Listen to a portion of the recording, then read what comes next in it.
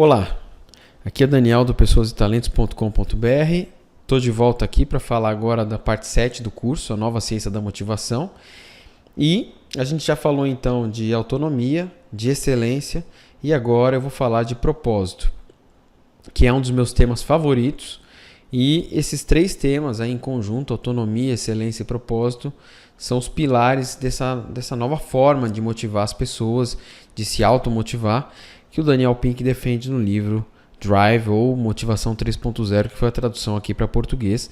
E você aí que está acompanhando a gente desde o começo sabe que esse curso está baseado no livro, né? Então, propósito realmente é um tema fascinante, né? E eu vou começar aqui com algumas reflexões que você certamente já se fez, mas eu acho que o grande benefício disso é a gente revisitar esse tema de tempos em tempos. Então, assim, qual que é, afinal de contas, o nosso propósito, a nossa missão de vida, né? Acho que de tempos em tempos bate aquela sensação, o que eu estou fazendo nesse mundo, o que eu quero alcançar, olhando para frente para o que eu tenho de restante da minha vida, aí, de tempo de vida. A gente sabe que uma das certezas da vida vai ser encarar a morte, né? E isso, a morte é algo muito poderoso, porque nos ajuda até a sintonizar com o nosso propósito e a nossa missão, né? Outra reflexão importante, como a gente está falando muito aqui no curso de ambiente empresarial, de trabalho, é pensar um pouco qual é o propósito da sua organização, da empresa em que você trabalha ou da entidade em que você trabalha, né? E também se o seu propósito pessoal está conectado com o propósito da sua organização, né? Por mais óbvio que seja isso, é uma conexão que às vezes as pessoas não fazem. E quando bate, às vezes, aquela tristeza, aquela falta de motivação, de falar, puxa, não estou me encaixando no meu trabalho, muitas vezes a raiz está nisso, né? Nós temos aí não só o fato de algumas pessoas não quererem trabalhar em determinados setores da economia, mas também o fato de que muitas empresas hoje têm um propósito no papel, né? Numa declaração de boas intenções, numa declaração de missão, e na prática, no dia a dia, esse propósito não se traduz, ele não acontece, né? Então isso é outro motivo de grande parte da frustração das pessoas aí com o trabalho, né? A gente falou numa das aulas anteriores, existem várias pesquisas hoje que mostram que grande parte das pessoas está infeliz no ambiente de trabalho, né? Por isso eu acho que esse assunto motivação é um assunto tão chave, tão urgente, tão importante, né? E, sem dúvida nenhuma, talvez a pergunta definitiva aqui desse tema seja o que você está fazendo para alcançar o seu propósito de vida, né? E você está avançando ou não nessa direção, né? É lógico que, pegando um pouco da minha experiência pessoal, eu acho que em vários momentos o nosso propósito de vida muda, a nossa própria reflexão sobre o nosso propósito muda, né? Eu vejo hoje, eu estou com 35 anos, quando eu tinha 20, 25, eu tinha uma visão diferente do meu propósito de vida. Eu acho que hoje eu tenho uma visão um pouco mais amadurecida. Não que ele mudou 180 graus, mas eu acho que teve uma mudança, aí algumas correções de rota. Eu acho que isso é uma coisa bastante comum, que acontece com várias pessoas, né? E uma outra reflexão é de que é uma jornada, né? É como a própria jornada da vida, não é algo que a gente simplesmente atinge e acabou, né? Quando você vai lá, você atinge algo, de repente você reavalia o seu propósito de vida e você quer algo mais, você quer um aprendizado a mais, você quer ter uma experiência a mais ou contribuir de uma forma diferente com o mundo ao seu redor. Então, eu acho que aí é que está a beleza da vida, né? Quando a gente fica naquela sensação de estagnação, de falar, já alcancei o que eu queria, eu não estou aprendendo nada de novo, eu não estou colaborando com mais ninguém, realmente eu acho que aí é o início do fim, né? E a gente geralmente aquele momento de crise que vem na vida da gente em que a gente precisa se reinventar, né?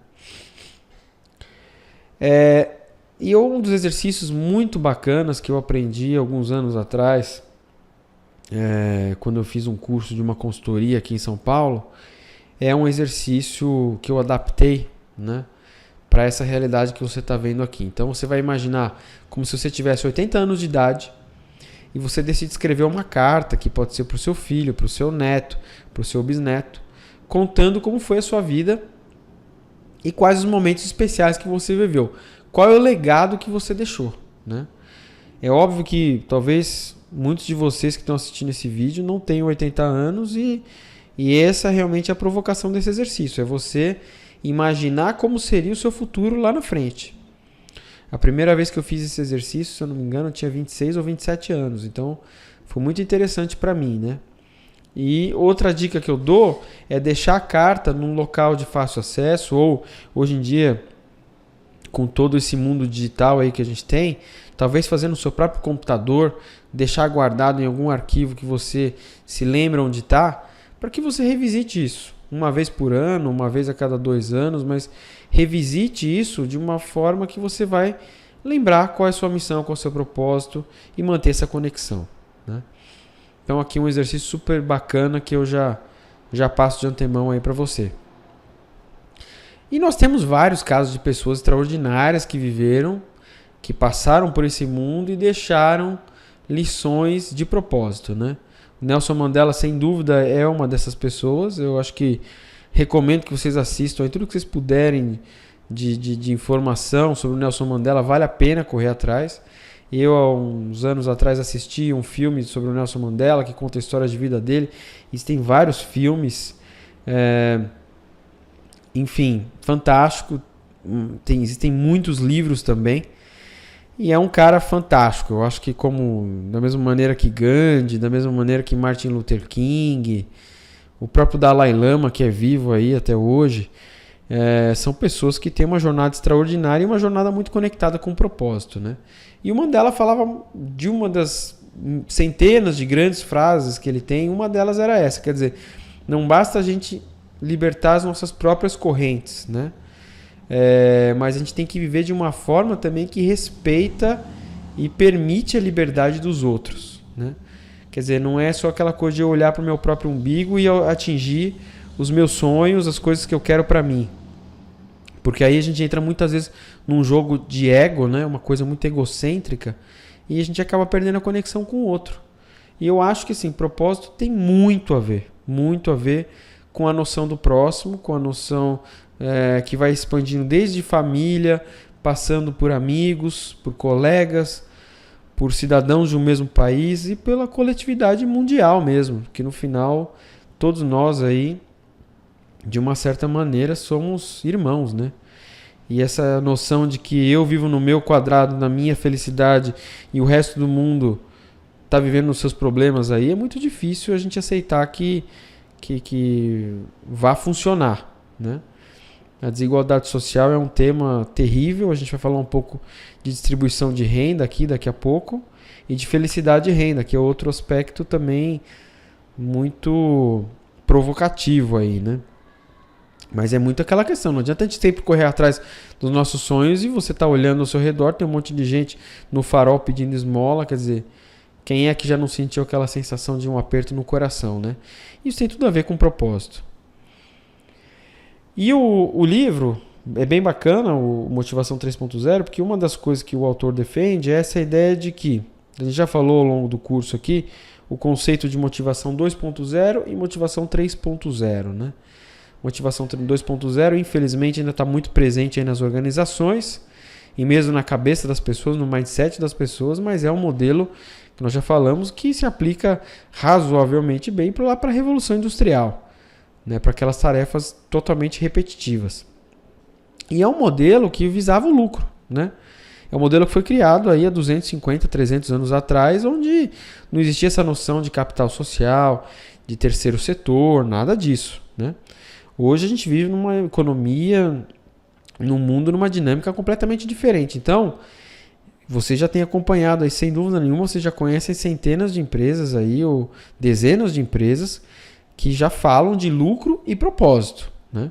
Não é mais a questão do lucro a qualquer custo, né? E a motivação 3.0 se conecta muito claramente com isso, né? Nós já falamos aqui de Google, nós já falamos de Apple, nós já falamos de várias outras organizações de excelência.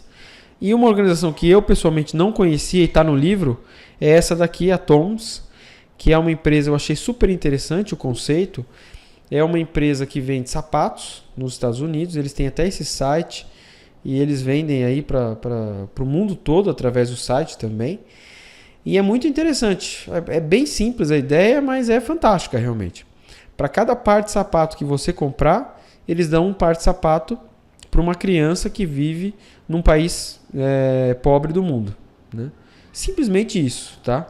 Então, fantástico. Eu fiquei super interessado até de comprar algum sapato deles lá para ver, né, esse impacto na prática e até para receber também o produto, né?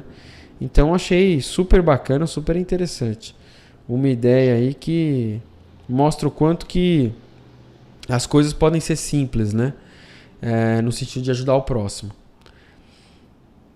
E a discussão de dinheiro e felicidade? Quer dizer, para quem já acompanhou o meu curso aí de felicidade e de bem-estar, está disponível lá no pessoasetalentos.com.br. Aliás, eu já estou com mais de 400 alunos matriculados no curso. Eu falo bastante disso lá, tá? Então, se você tiver interesse em se aprofundar, pode acessar o curso lá no pessoasetalentos.com.br. Tem uma barrinha na direita onde você vai ver ali cursos. Esse estudo é fantástico. É um estudo que está publicado em vários livros. Um deles é o livro Felicidade, do Eduardo Giannetti. Um livro também muito bacana que eu recomendo. É um livro de capa laranja. O Eduardo Giannetti é um economista, né? E ele tem essa visão bastante provocativa das coisas. É um cara que gosta de pensar fora da caixa. Eu gostei bastante do livro dele. E ele traz esse estudo que foi feito tanto nos Estados Unidos quanto no Japão. Vou mostrar daqui a pouco. O próximo slide é muito parecido. Nós temos aqui duas curvas. Essa linha pontilhada é o nível médio de felicidade dos americanos, tá? Você tem aí de 1946 até 1990 aproximadamente. Então são 44 anos de acompanhamento de estudo. Olha só, o nível de felicidade praticamente não evoluiu. O que aconteceu com o PIB per capita? Com a renda média por pessoa? Explodiu, né? Se pegar uma base 100, a gente estava em 1990 numa base 240. Cresceu muito, tá? Praticamente aí quase que triplicou. Olha só que interessante no Japão. A mesma coisa, pessoal. Com a diferença que no Japão a renda cresceu bem mais, né? Porque a gente não pode esquecer que o Japão teve toda a história da Segunda Guerra Mundial e ficou do lado da Alemanha nazista, foi bombardeado e tudo mais. O país estava completamente destruído na Segunda Guerra Mundial. Isso impacta nesse aspecto da renda que cresceu tanto, mas o bem-estar, a felicidade, olha só, permaneceu estável, né? Mesma situação que os Estados Unidos. Ou seja, até os economistas já têm falado disso, os psicólogos aí dessa linha da psicologia positiva, que é essa linha mais nova, têm defendido. Aumento de renda traz algum aumento de felicidade se a pessoa viver numa situação muito extrema. Exemplo, não tem onde morar, não tem o que comer, né? Não tem água potável, enfim, não tem condições básicas de vida, tá? Agora, se você já tem um mínimo, né? E esse corte mínimo ele varia de estudo para estudo. Há estudos que digam que seria algo em torno de R$2.000 por mês, tá? Se você ganhar acima de R$2.000 por mês e tiver aumento de salário, sinto em te dizer que o seu aumento de salário não vai te fazer mais feliz, tá? E quem já teve essa situação já viveu isso, né? Quantos de nós já vimos aquela coisa? Eu vou lá, recebo 5% de aumento, 10% de aumento. Você fica feliz uma semana, 2 semanas, um mês. Depois de um mês, você já está do jeito que você estava antes, né? Você não está mais feliz e nem mais infeliz. Quer dizer, você volta para aquele patamar anterior. Porque você incorpora aquela renda e aquela renda passa a fazer parte do seu dia a dia, né? Em compensação, os outros problemas que já existiam continuam existindo. Por exemplo, a empresa que você trabalha, os colegas de trabalho e tudo mais. E as coisas boas também que já existiam continuam existindo. Às vezes você já se sentia desafiado com o seu trabalho, você gostava de algumas coisas, você continua gostando, mas enfim, o resto não muda, né? Então isso é bastante interessante porque as pessoas costumam pensar assim, a minha missão de vida, meu propósito de vida é o quê? Ganhar dinheiro. Por quê? Porque se eu ganhar mais dinheiro eu vou ser mais feliz, né? Isso aqui derruba essa teoria, derruba essa visão, tá? Então cuidado com essa visão de que felicidade é ter mais dinheiro. Outra reflexão importante é como você gasta o seu dinheiro, né? A gente tem visto aí hoje em dia um excesso de consumismo, enfim, uma coisa fora de controle, né? as pessoas trocando de celular a cada 3 meses, a cada 4 meses, sem nenhuma preocupação com o meio ambiente, enfim, as marcas também empurrando esse tipo de consumismo, né? Como eu disse aqui, isso está se tornando cada vez mais uma ciência. Existem vários estudos aí que comprovam que gastar o dinheiro só com consumismo não aumenta a felicidade. Em compensação, gastar o dinheiro com os outros, tá? Ou em prol de uma causa nobre, aumenta o nosso bem-estar e a nossa felicidade. Então, é bem interessante essa visão. E eu até coloquei em inglês aqui, até para manter a origem do texto que eu estava lendo, que é do próprio livro Drive, né? Para não errar aqui na tradução com vocês. Mas é bem interessante a frase aqui do professor Deci, que é um dos especialistas no tema motivação, que o Daniel Pink entrevista no livro. E ele fala isso aqui: a noção típica é: você valoriza alguma coisa, você consegue aquela coisa, tá? Depois você se sente melhor porque você conseguiu aquilo que você queria, né? Mas você também descobre que tem certas coisas que você valoriza e que, se você atingir essas coisas, você na verdade se torna uma pessoa pior e não uma pessoa melhor, né? Então, essa é uma noção bem interessante. Isso foi o que os pesquisadores descobriram, que não é só eu gosto de tal coisa, por exemplo, eu quero ter mais dinheiro, eu vou lá, consigo mais dinheiro, eu sou mais feliz ou vivo melhor. Os pesquisadores descobriram que tem certas coisas que, se as pessoas conquistarem, elas serão pessoas piores e não pessoas melhores, né? Isso tem muito a ver com a noção de poder. A gente está vendo aí toda essa crise política no Brasil hoje em dia. Quantas pessoas que não entraram na política e, em vez de melhorar o país, em vez de melhorar a sua história, em vez de deixar o legado, se tornaram pessoas piores do que elas eram antes, né? Eu até conheço alguns casos de histórias muito próximas, inclusive. Isso vale totalmente para o mundo corporativo também, porque a gente sabe o quanto de política e de jogo de poder existe no mundo corporativo, né? Infelizmente, algumas pessoas se corrompem pelo meio do caminho, né? Mas, sem dúvida, como eu falei aí, nós citamos o próprio Nelson Mandela, e existem pessoas que se mantêm no trilho e deixam um legado. Mas isso é uma noção muito interessante e que tem a ver um pouco com aquele ditado, né? Quer dizer, cuidado com o que você deseja, porque você pode acabar alcançando os seus desejos, né? Então, é uma reflexão aí muito bacana. Ou seja, não se trata somente de ter os objetivos de vida, mas de ter os objetivos certos, tá? E isso tem tudo a ver com atingir o nosso propósito, a nossa missão. Bom, com esse fechamento aqui, a gente vai encerrar a aula de hoje, tá? Deixo aqui todos os contatos, o site, que é o principal, mas nós temos também a página no Face, o meu e-mail pessoal, meu perfil aqui no Skype também, para a gente poder se conectar e continuar discutindo esse tema e outros temas aí super interessantes que a gente aborda no pessoasetalentos.com.br. Um grande abraço, boa semana.